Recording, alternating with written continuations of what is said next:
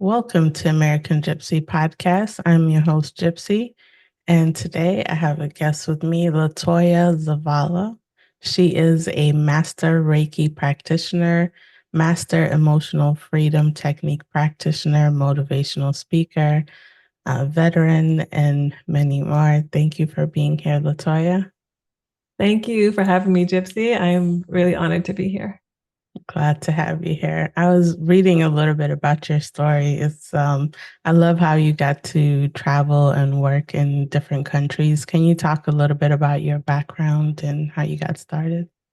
Yeah, sure. I am originally from Boston, so Boston strong, all the things Boston, Red Sox, Celtics, Patriots, unapologetically, all the things Boston. And I actually, when I was about 2021, yeah, around the ages of 2020, 21, between 2022, I was like rebuilding myself after a domestic violent relationship and having experienced quite a few um, abuses and oppressions in my life. And at that point, I had left the relationship and really was desiring to start my life over. My credit was destroyed, reputation destroyed, relationship with my family very estranged, and really just needed a fresh start. And I couldn't afford to go back to school in the United States because of what the relationship had done and all the decisions that I had made through it. And someone had suggested to me, you should just go back to Jamaica. My family's Jamaican. Go study in Jamaica, and the education is good and it'll be fine. And I thought, but I know Jamaica already. So if I'm going to go to another country, how about a new experience, new language? And so I had been learning Spanish for a while, and I ended up in Mexico. And that's where really the travel began. I ended up in Mexico, did most of my undergraduate there, met my boyfriend, then fiance, then husband there. And from there, I went and did some mission trips and taught English as a second language. I lived in Kazakhstan for about 3 years. And then we came back. And then that was after 9/11. My husband joined the Navy, and we've been traveling ever since. And I've lived in Japan, and I've lived several different places in the United States, and um, been to many different countries. And currently, we live in Portugal and really enjoying it. So that's pretty much kind of how the journey began with traveling and experiencing different cultures and people, which I absolutely am in love with. Mm. Yeah. Yeah. I love people. What are some benefits of traveling and taking in these different cultures and perspectives? Oh,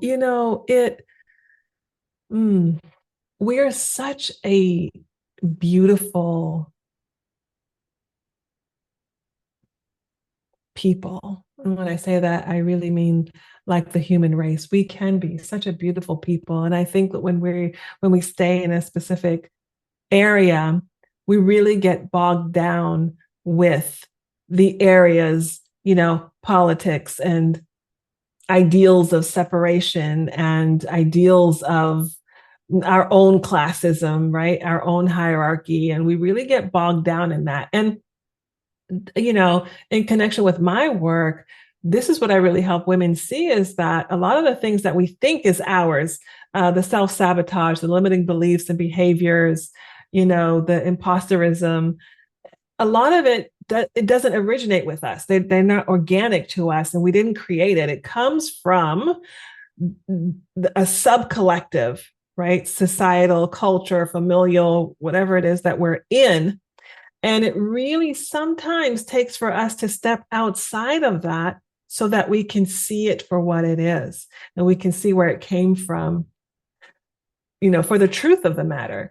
And so, man, when you are exploring and you are seeing different cultures and religions and ways of being and ways of marrying and ways of ways of eating and ways of relating to each other. And it just opens your mind, it opens your spirit, it opens your energy, it just opens your way of being and really expands you in a way that reading it in a book or a magazine just can't do. It can't touch that part of us that is so very energetically interconnected. It really, the more I think that you experience it is the more that you fully understand it. And I don't even know that I have the words to explain the spiritual, energetic, mental expansion that happens. Yeah, I heard somewhere Mhm. like just like people, cities and countries or states can carry certain energy by way Yeah, even ancestral or what happened in the past and things like that. And it's good to move around and kind of get your energy, your personal energy moving around as well from that, you know. absolutely. from that, yeah. Absolutely. Yeah, I Um, agree. so how did you get into spiritual work from what you were doing? Yeah, thank you for that question. Um, it's interesting because I've always been a spiritual worker and I understand it even more now that I do Vedic astrology and I do in-depth birth chart work. Um, I understand it. I've always been a spiritual worker. So when I was 5, I knew I was standing at the back of the church and I said, you know what he's doing at the pulpit? That's me. I'm supposed to be doing that. Oh, And the people who were surrounding me laughed at me because in my particular Christian denomination that I was in, women didn't do that, right? Women don't take those kinds of leadership roles. So I feel that throughout my life, I was always looking for that place and I was out of alignment because my soul already knew this is who you are.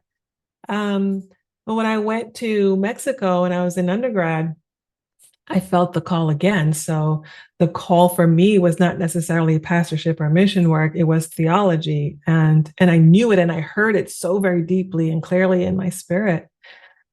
And so my bachelor's is in theology, my master's is in theology and healing work. My postgraduate is in clinical pastoral education. Like I wasn't one of the ones that really came to it after. My soul always knew this is who you are, and it just took on different forms and iterations. So I became a military chaplain because I always knew I want to help people heal, right? I want to help people heal non-clinically.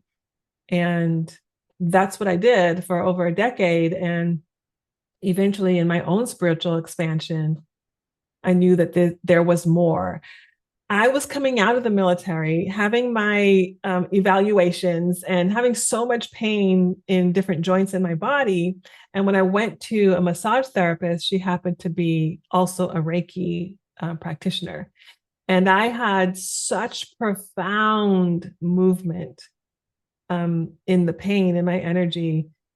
And I had no idea what it was. First of all, let me just say that I had no idea what Reiki was. I had no idea what it was supposed to do. From my background, all that stuff is like the devil, right? Um, so coming into it from that space and having such a profound movement in my body, I really didn't know what to do with it.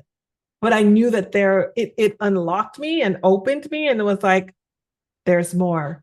And there's more for me, and there's more in me.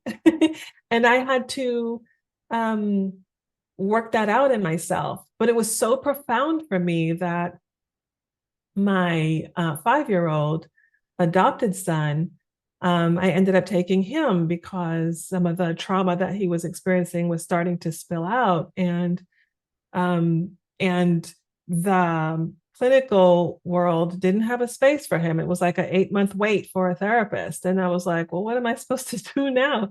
So I took him to the Reiki practitioner and he had a profound experience. Like he had a vision of himself. And then I was like, I just, it just cascaded from there. And from there, I felt, the power within me. And the movement within me, and I was connected to my energy centers in a way that I never would have been before. So then I brought that into my life coaching practice, and then it overtook the life coaching. I was just more doing the energy work. And through, more learning and certificates, I was at this priestess program, and then I was introduced to Vedic astrology. And I just felt this soul drawing. And I was like, why am I even doing this? And I just kept learning more and more and more and more. And I'm like taking these classes and certificates. And I'm like, why am I doing this? But I couldn't, I couldn't stop doing it. And then I just found myself with my clients, like, let me look at your chart. And then it took on a life of its own, really. And now I'm here and I'm doing the energy work and the Reiki and the spiritual energetic activations and taking people deeper into who they are and why they're here through the deep birth chart work. And really, it just sets my soul on fire. I absolutely am in love with seeing women, particularly, rise to the next level of who they are and why they're here on this earth. And that's the nutshell. I like you have a different perspective in terms of you've studied theology, but you've always been spiritually inclined. And I feel like sometimes those two get separated. And to me, I feel like it's interconnected. And so some people can misunderstand some of the spiritual practices woo-woo. So can you explain the connection? Yes, it's so funny you use that word because I literally just made a post that says what people call woo-woo is actually your divine and spiritual authority being activated, right?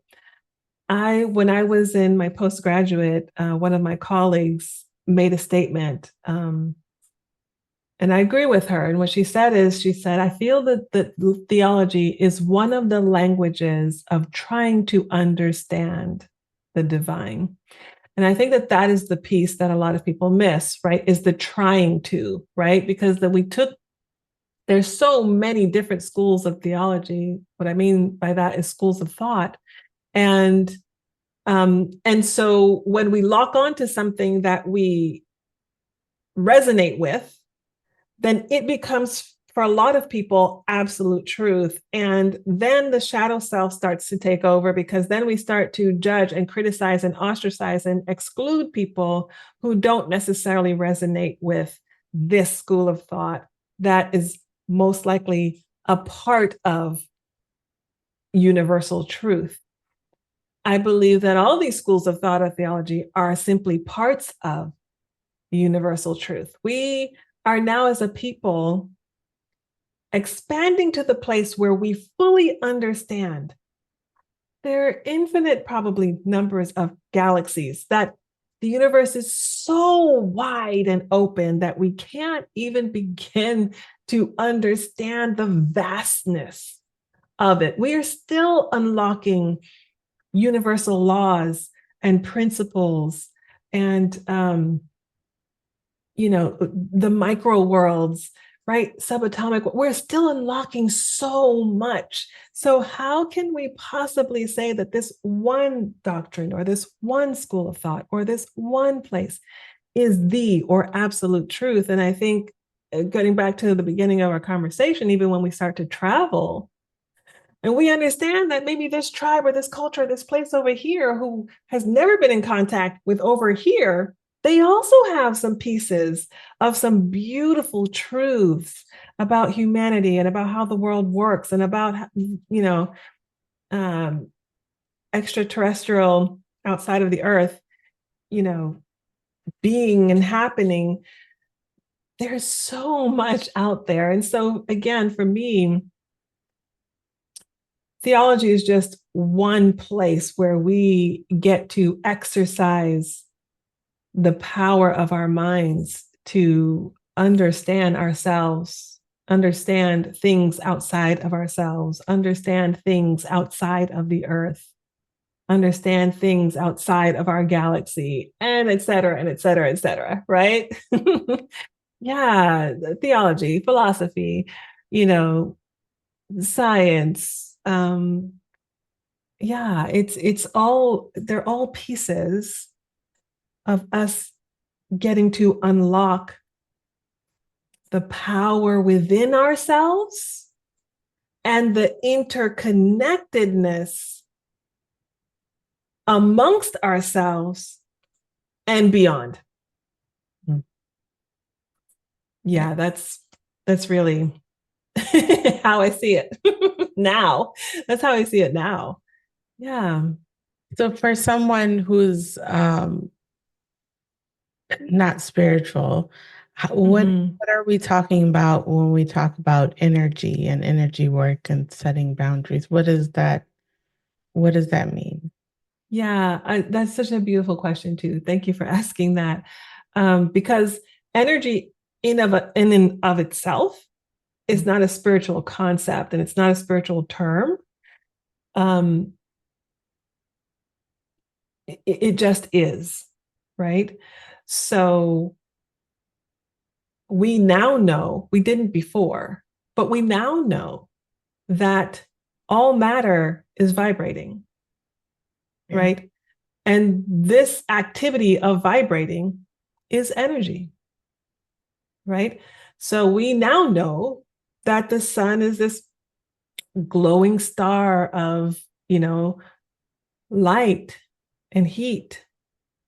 And we have characterized those terms scientifically as energy. We thought before that the cells within our bodies were globs, just solid globs. Then we understood there was subatomic. Now we understand that there is even space between and there's vibration. And so we literally are a community, right? Your body is a community of vibrating matter, vibrating cells. And that act of vibrating is energy.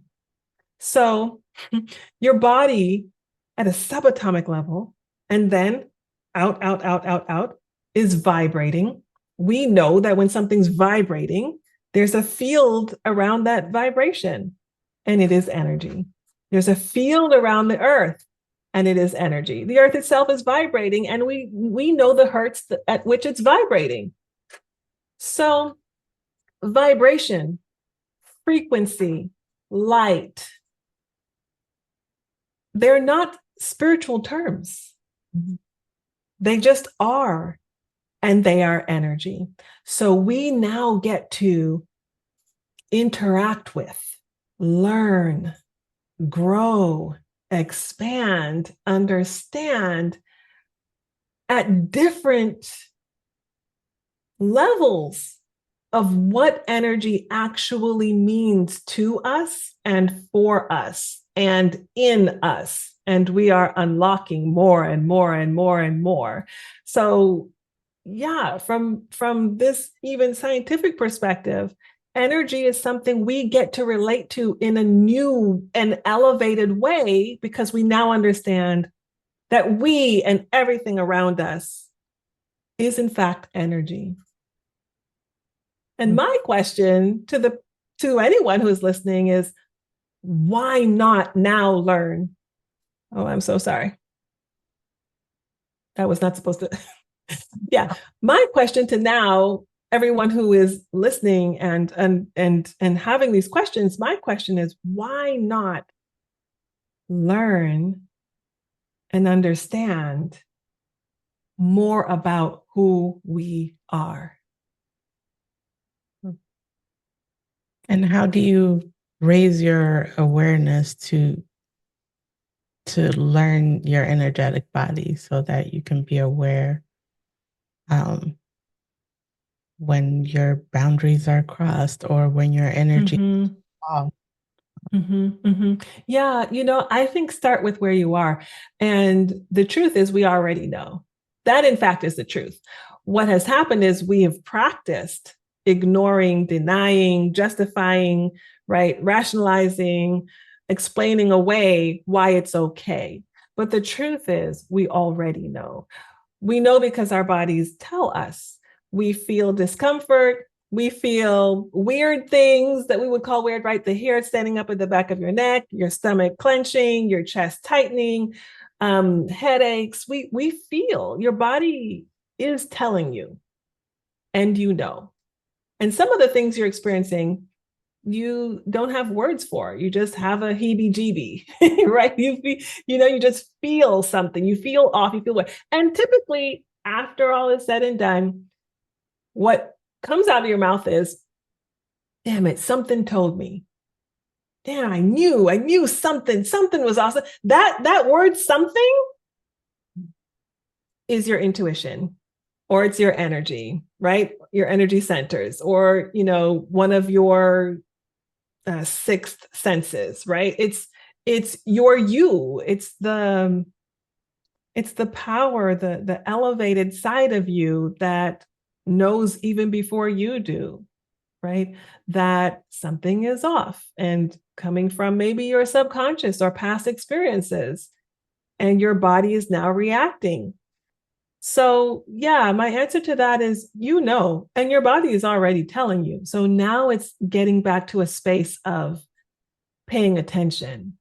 It's getting back to a space of honoring what your body's telling you.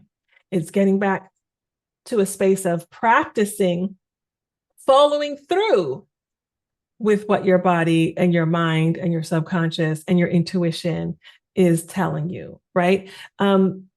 Answering the questions that are coming up within your body, right? Like, what is he really doing here? Okay, now allowing yourself to really go there so that you can act accordingly, right? What I would call your spiritual authority. And the more that we do that, even in the little things, even in listening to your body about what you're going to eat for breakfast, or whether you should go to this meeting or not, or whether you should call this person back or not, like listening to your body in those smaller instances, in the seemingly little things, listening to your intuition, it's going to get stronger and stronger and stronger. And your practice of doing it is going to get better and better and better. And your experiences from doing that is going to be more positive and more positive and more positive. But it really takes for us to start deprogramming some of the things that we have been taught and we've been told, particularly women, right? How many times have we heard over the years, "Oh, women can't be president because they'll just lead with their emotions," right?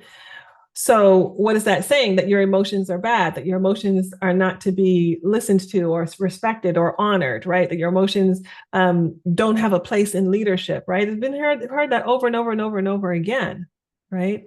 "Oh, you wear your emotions on your sleeve. This is a bad thing. You should hide them," right? So there's so much layers. There's so many layers to now shed. There's so much programming to now undo, so that we can really get back to our core selves. But it's in there. It's in there. And we get to now go within. Earlier, you mentioned like love, limited self-beliefs and self-sabotage. Help people with that. Can you speak to the connection between like having low self-worth and how that can translate into maybe you not setting boundaries or doing whatever you need to do for yourself? Yeah, absolutely. I am of the belief that the more that we love ourselves, honor ourselves, and respect ourselves, is the less we even have to mention the word boundaries. Right? We don't even have to think about it. It's a construct that we get to discard, because when I love myself and I honor myself and I respect myself, then I can unapologetically say, oh, you know what? My battery's low. I know that I said that I could go out, but I can't go out tonight. It's just not going to be good for me or you, right? When I honor myself and my purpose, and I know that I really have to dedicate 2 hours to this business I'm creating, or this podcast that I'm creating, or whatever it is that you feeling your purpose is calling you to. When you connect with who you really are, how powerful you are, how you are designed, and how you're being positioned for this purpose in this time, in this place, and you really connect to the power and the energy of that, it's a non-issue, because now it's like anything that tries to come in and permeate those boundaries, it's like, no, no, no, this has to happen. Do you see what I'm saying? When we talk about boundaries, we're really putting the focus on what's trying to come in, right? What's trying to break the boundaries, and what I need to do versus who I need to be, right? And we can shift the focus on who I am and what I'm being called to, and what really, oh, there's so much there, right? My purpose, the legacy, right? The what I'm here to do on this earth. Okay, I know that this 2 hours is precious. I know that this 2 hours gets to be honored and respected because it's so much more than what I think it is, right? This type of connection, this type of shift of thinking helps you then to have higher self-esteem and self-love about yourself, because it's so much more than the way my body is shaped, or this person didn't like me, or this person rejected me, or this person left me, or I wasn't enough for them, or wasn't enough for it, or wasn't enough for that organization. We get to shed those layers and come back, like I was just saying, back within, and see ourselves for who we really are, right? Talk about getting back to loving yourself and honoring and respecting yourself. It requires for you to know who you are. We get to know what your actual soul purpose is. We get to know what you're called to do here. We get to know what your spiritual giftings are. If you don't want to use the word spiritual, okay, what your natural inclinations and giftings are. We get to know what you do so effortlessly and yet powerfully, and how you impact other people. We get to know the beauty and the gold and the magic that is within you. And the more that we connect to that, oh man, the other layers they're just shedding, they're falling off, they're dissipating. The boundaries get to hold themselves. Yeah. How do you begin to build self-worth? Because sometimes it is easy to justify, you know, especially whether it's organization or whether you're dealing with a group of people or family, like it's for the greater good. You want to keep the peace, things like that. It'll make everyone happy. It's easy to find like good justification. You feel like, oh, I'm doing the right thing. So Yes. you draw the Yes. line in that, like, okay, building that self-love to kind of draw some of that energy back to yourself. There are a few practices, and I will just say, I'll say right from the start, for me, and for me coming from um, various experiences of abuse. I was sexually molested and abused when I was, from first grade on, and then experiencing sexual exploitation, and then experiencing domestic violence, and then experiencing, toxic work environment, and religious oppression. There are so many different ways. And so coming from this place, really, truly, it is my belief. This is the premise that I stand on. It really begins with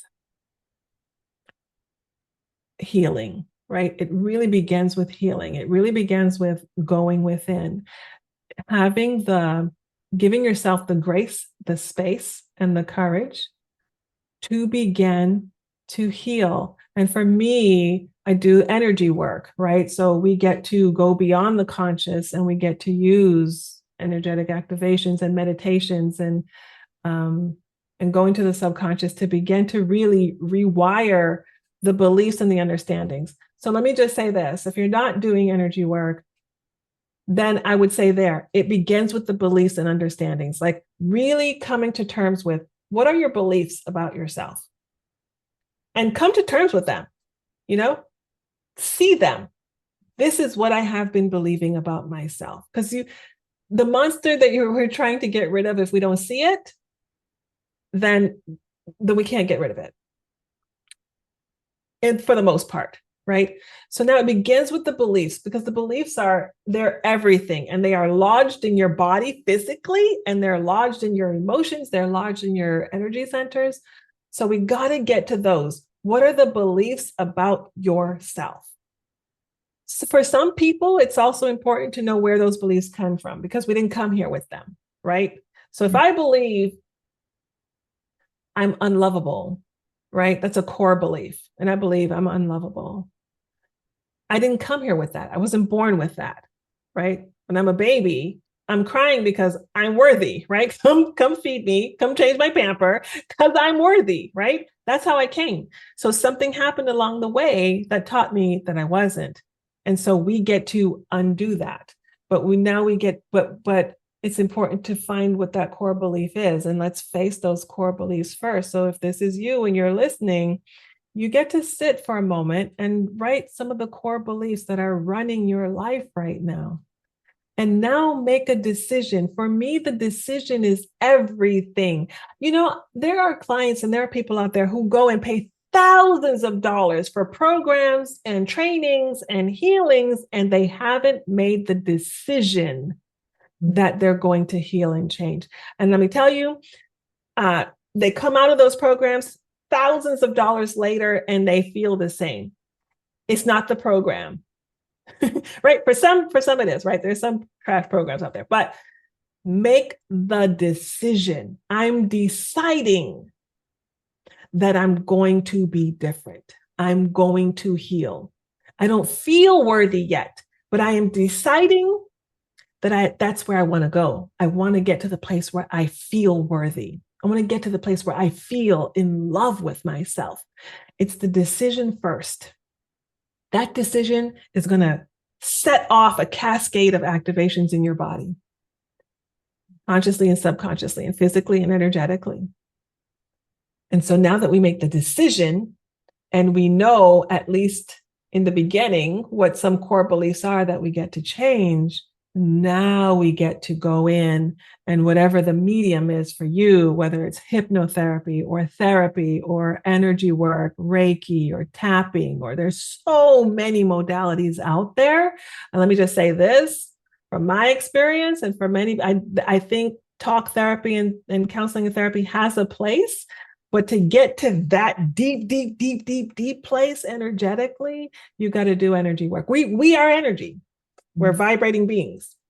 So we got to get to the place where we're comfortable with doing energetic work. That's my belief and premise. Yeah. So we start speaking to ourselves. We start having more grace with ourselves. We start with the really simple decisions of no, right? No, I'm not going to take that call today. Right? We start really small and we give ourselves those small victories and we build on those small victories, and every victory breeds another victory and another victory and another victory. And the victories get bigger and bigger and bigger until one day you look in your mirror, you're like, I look good. Right? Or you're like, yeah, it's a me, awesome. And yeah, there's no can't answer. And anybody tells you that there's just one program, this one can't answer, they're lying. There's absolutely no way. There's 8 billion people on this planet. There's no way, right? There's so many different combinations and modalities and ways. But it starts for sure with facing what the core beliefs are, making the decision, and then exploring the modalities that are going to work for you. And I would include somewhere in there someone who is expert in deprogramming and energy work, because we are, in fact, vibrating energy. Yeah. Can you talk about your business and what are some ways that you help people with, and um, yeah, some of the Yeah, sure. I run an experience. It's a 90-day experience called the Goddess Collective. And it is for women, and it is for women who are willing and ready and making the decision. I want to be the best version of myself, and I am ready for the modalities that will take me there. It is for the women who understands that there are two sides to the coin. There's the masculine side that we have been in for a long time, and then there's the divine feminine. There's that feminine way of flow and ease and attraction and allowing. And so this person who understands that and is like, yes, I'm now ready to get back to the balance within us. It's a 90-day experience. We go through 3 phases. The first is about your core identity and getting back to the power of who you are organically. And then getting to the phase where you know who you are. And so you know how you create, right?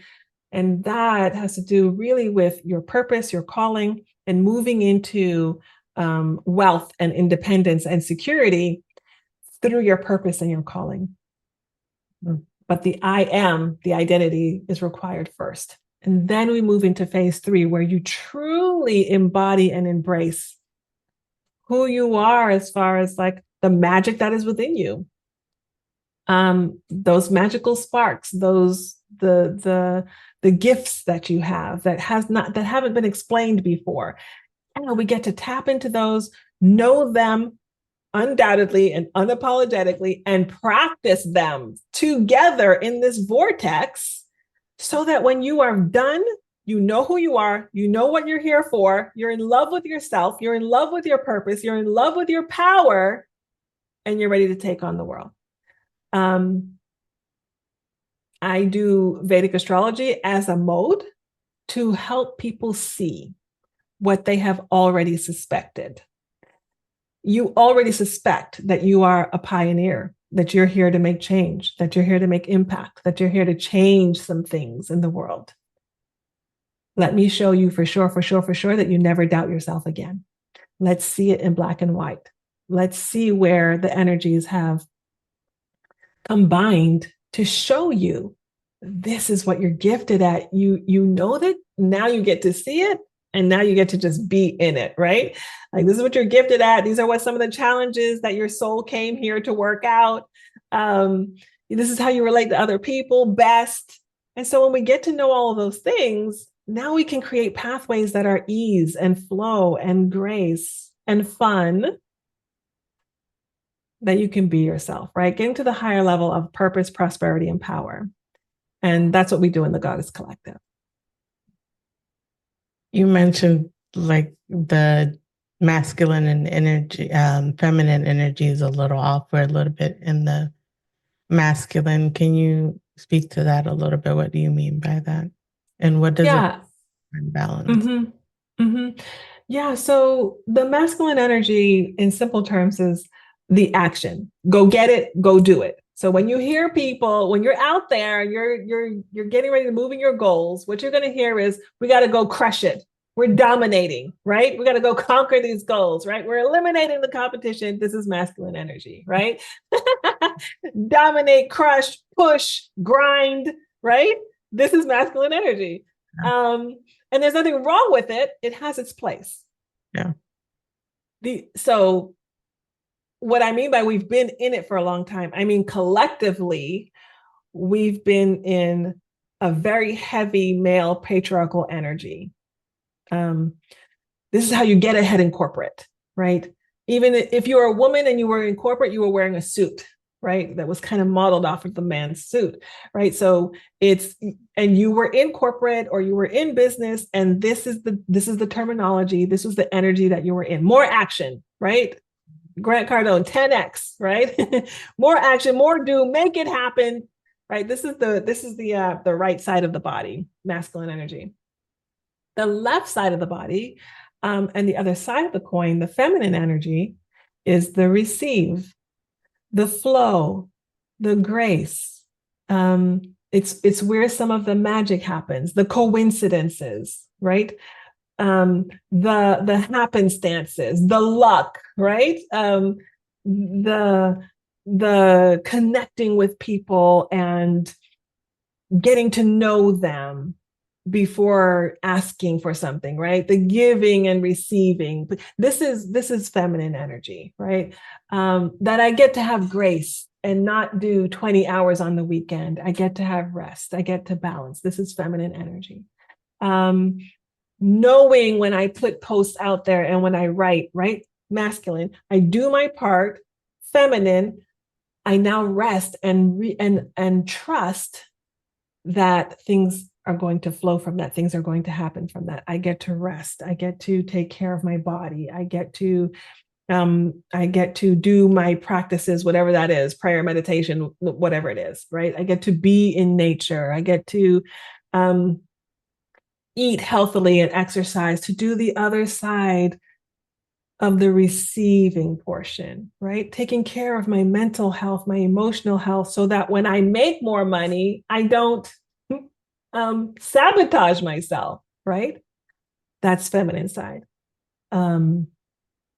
Right. So the balancing of the two, even in religion, particularly Western side, Western hemisphere, most of the religions that we've been a part of, there's male leaders, there's, it's a very masculine way of doing things. Even in many religions, women are not even allowed to take leadership roles or do things, right? So this is what I mean by collectively, we've been in a very heavy masculine energy for a very long time. And so a lot of the things that are uniquely feminine energy, not just women, but feminine energy, because men get to have that balance too. Intuition, trusting your gut feeling, listening to your emotions, allowing your emotions to run freely so that you can heal, you can balance. This is feminine energy. And so the healthiest being gets to balance both. And now we get to move into different modes that bring in some of that feminine energy. We're now, because of technology, we're a global society, we're now exposed to some of those things. Yoga, right? Meditation. We were exposed to the symbol, the yin and yang, right? We're like, oh, there's another side, right? Buddhism, which has, female priests and monks, right? We're like, oh, we have some roles in spirituality, and we're exposed now to lots of Black people are getting back to, African spirituality and modalities, and there are female deities, female goddesses, and we're like, oh, feminine has a place in societies in somewhere, right? So we're in the process of rebalancing and coming back to a place where we are understanding ourselves in a different light, that we do get to have two of these energies, and women particularly, that we don't have to feel bad about it or ashamed or guilty about these things that are uniquely feminine, that we came here in the world with, that they're actually gifts to the world. They're gifts to the world. Yeah. I'm definitely seeing the balancing act happening, because my link full of emotional intelligence content and right. Right. Where did that come from? Where are we doing that we were introducing that before I got out in the military. The military is like emotional intelligence. Like what? Right. Yeah. I love seeing the balancing act out, but even connecting, like when you were explaining energy, you spoke of it in terms of science, because it is science, and a lot of quantum physics is like helping you understand some of this, what was called woo woo in the past. Exactly. Have machines to help us see some of these things, and so things are connecting. All these school of thought. Yeah. Oh, Latoya, thank you so much for your time and your amazing insights. I really appreciated having you on the podcast. Is there anything you want to leave the listeners with before we close it out?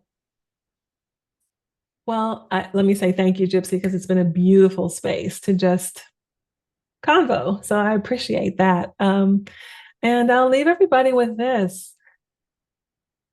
We are meant to explore. We're meant to explore, and we can't even help it.